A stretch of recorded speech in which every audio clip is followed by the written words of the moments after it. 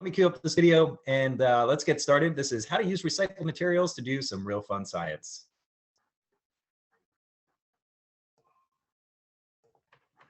Hi, STEAMpower participants. My name is Jason, and welcome back to another one of our STEAM Bites workshops. These workshops, they're 15 minutes long. They're intended to give you some interesting and exciting activities that you can use immediately with your students. And best of all, these activities use materials that are readily available, and oftentimes the materials are free. And that is going to definitely be true of our workshop today, where we are using recycled materials. Now, if you're an educator, you know that recycled materials are your best friend. Not only is the cost good, but the recycled materials also provide an opportunity for the students to bring in their own materials from home, which means that's less work for you. And then, of course, you always have that opportunity for students to engage their family at home by bringing in materials. It opens up an avenue for discussion with friends and family at home. So can't recommend recycled materials enough. If you have a space in your classroom to store recycled materials, that is even better. But again, if you do it as a one-off, that's going to work as well. Now, today's experiment is going to use aluminum cans. And before you go and request students to bring recycled materials into the classroom, just know that there are some materials that you may want to be cautious of. So for example, cans that need a can opener to open, please avoid those. Those have sharp edges, right? Those make sense. You want to avoid those. Even aluminum cans can be dangerous. You want to use these when they are when the students are being supervised. I've seen students start to cut the cans because they want to make a cup out of it when they're designing a project for an engineering challenge. And as much as I want students to experiment with the different materials and be creative, there can be sharp edges on an aluminum can as well. So I would recommend keeping these off to the side. Use your cardboard and your tape and your bottle caps and things that pose less of a hazard, and save the soda cans for a supervised activity. Our activities today, they will be supervised, so have at it with the aluminum cans. Now, why are we using aluminum cans? Well, for our younger students, they may say a phrase that I absolutely love because it works for all ages. They would say that an aluminum can is light for its size. It is light for its size because the aluminum is very light, it's stretched out very thin, but yet it's very strong and it can hold, obviously, a liquid inside. This 12 ounces. So when it's empty, that means that you have a relatively large object that is extremely light for its size. And because it's light for its size, you can do some interesting things to the cans, which is exactly what we're going to demonstrate today. Now, to get started, we are going to use 2 soda cans. We're going to place them on the desk. Make sure you have a smooth desk. This isn't going to work on carpet or any type of textured surface. Make sure your surface is as smooth as possible. It doesn't have to be polished smooth, but again, I have a wooden desk here, and that's going to work just fine. Now, take your 2 cans, place them on the desk, and make them so that they're approximately a hand's width apart from one another. And this activity may be better suited if your students are still working virtually, meaning if they're doing this at home. If you have your students back in your classroom right now, it is probably not wise to ask them to take their masks off and start exhaling around these soda cans. But if you do have your students with you in person, save this activity for when it's appropriate, which will hopefully be real soon for all of us. Okay, so here's what we're going to do. We've got 2 cans, and I'm going to exhale. I'm going to blow air in between the 2 cans. And before I do that, I want to make a prediction. I want to ask everyone, what do you think is going to happen? I'm going to blow in between the cans. Do you think the cans are going to move apart? Do you think one can is going to move? Do you think the other can is going to move? Do you think they're going to come together? Well, now that we've polled the audience and you've shared all of your different thoughts, let's actually give it a try. Okay, so I'm going to go down to tabletop level. I'm going to blow in between the 2 cans. I'm going to do my best to keep it in camera view and take a look at what happens.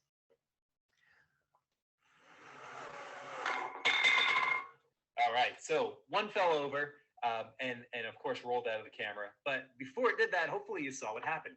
I exhaled, I blew in between the cans, and the cans came together. Now, that goes against everything that I know about how cans move, or really about how any object moves when air is passing around it. So for example, when I have an object like a can and I blow right on the center line of it, I can move this thing across the table in a straight line, basically in the same direction that the air is traveling. Right? So that makes sense to me. But now you're telling me that if I blow air in between cans, that the cans are somehow going to become attracted to one another, almost as if they're magnets where they're attracted. No magnetism involved here, just air passing around cylindrical objects like cans. So what's actually happening? Well, let's reenact it here.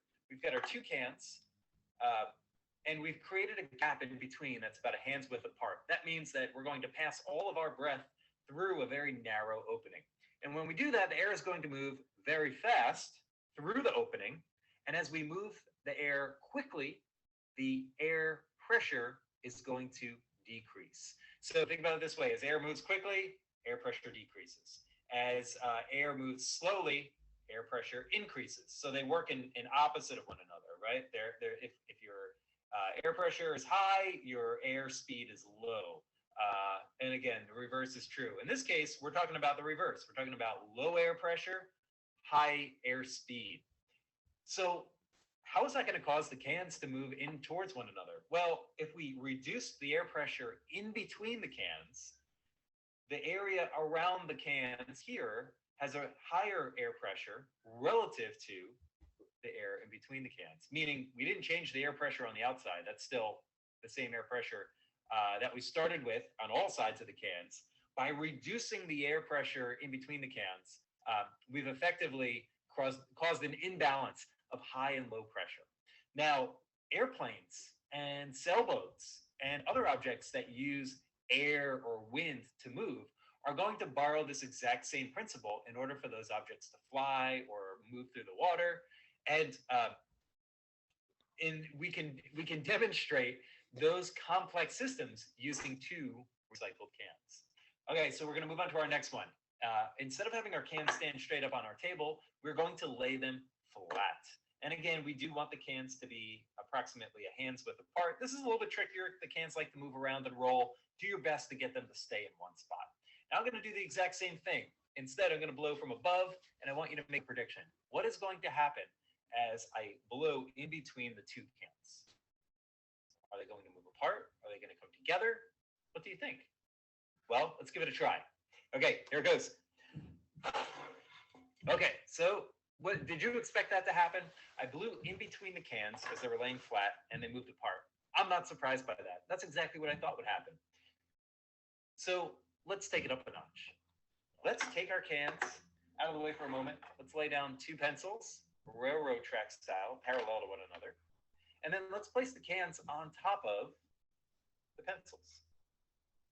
Let's orient them in the exact same way, meaning about a hand's width apart, sitting on top of the two pencils. Going to do the exact same thing, going to blow in between the cans. What do you think is going to happen? Let's find out. Okay, so before the cans rolled away, hopefully you caught that. As I blew in between the cans, they came together. Let's try it one more time. This one has amazed me several times, and I enjoy doing this experiment over and over again. Okay, well, that gap is a little bit bigger. This is the trickiest part, getting them to stop rolling. All right, that gap's a little bit bigger than what I normally do, but let's see if this works. It did. Okay, cool. So I increased the size or the distance in between the cans, and sure enough, it still worked.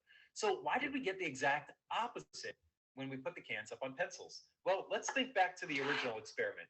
Our cans were laying flat on the desk. When we blew air in between, sure, we absolutely did increase the airspeed and lower the air pressure in between the cans. But where did that air go? Well, it hit the table, and some of it went out the sides, but a lot of it bounced right back up at us, and it caused turbulence in between the cans. The air was bouncing and moving in all different directions, not just down towards the table. And as a result, the cans were like, I'm out of here, I'm moving apart. And that's exactly what happened. Now, when we add the pencils, we allowed for the air to pass nicely underneath the cans. We allowed that air to flow much more naturally, right? So now the air is moving down in between the cans and out the sides because we created a path for it to do that. And so now we get the exact same thing happening as when we had our cans standing upright. We get an example here where the cans are going to move together because we've got low air pressure in the center, relatively higher air pressure on the outside. Low pressure gives way to the higher air pressure pushing on the cans. Now, I want to show you one more experiment with air and cans before we move on. If you need even more things that will blow your mind with cans, earlier I blew on the center line of the can and I moved it straight across the desk. What if I moved ever so slightly off the center line? What if I blew right here, right along the side of the can? I'm not even blowing on the can itself. I'm trying to blow right next to it. What would happen? My mind tells me that the can is going to move away from the air, right? Don't things get blown away when when wind comes in? Things get moved and pushed away from that air. Well, I think that's what's going to happen, but let's try it. Again, I'm aiming for approximately right here. Okay, so that was quick, and I hope you caught it. Let's try it one more time. It happens so fast, it is easy to miss, but watch the can before it shoots across the desk. Watch where it goes. Okay, so hopefully you saw at that time the can moved directly into the path of the air. I blew next to the can, and the can went into that path and then across the desk. So hopefully this contradicts what you thought you knew about how objects move around air. And if that is true, then this is a learning opportunity. So if you're looking for a learning opportunity for yourself or for your students, you create those learning opportunities by introducing something that conflicts with what you have in your mind or what you think you know about that object or about that concept. That imbalance in between a new idea that presents something that you're not familiar with and your prior knowledge that is wrong, that disconnect right there is where learning occurs. Your brain and yourself as a whole are going to try and reestablish connections. Your brain is going to try and make sense of what it's seeing and what's happening in front of it. And when it's able to reestablish those connections, that's when learning occurs. So get some cans, try and move them around the table, see if you can figure out what the patterns are, and you may encounter some interesting behaviors that you may find unexpected. Okay, I have one more recycled material experiment for you, and this we're going to move away from air, and we're instead going to move towards static electricity. You're only going to need one can for this, and I have a piece of plexiglass, and you're going to say, hey, wait a minute, I thought you said all these materials were going to be easily accessible and free. This is what I have available, but if you have a balloon available, latex balloon that you can inflate and then rub on your head, that's going to work just as well. In fact, a balloon is probably more accessible, but for me, this is what I had laying around.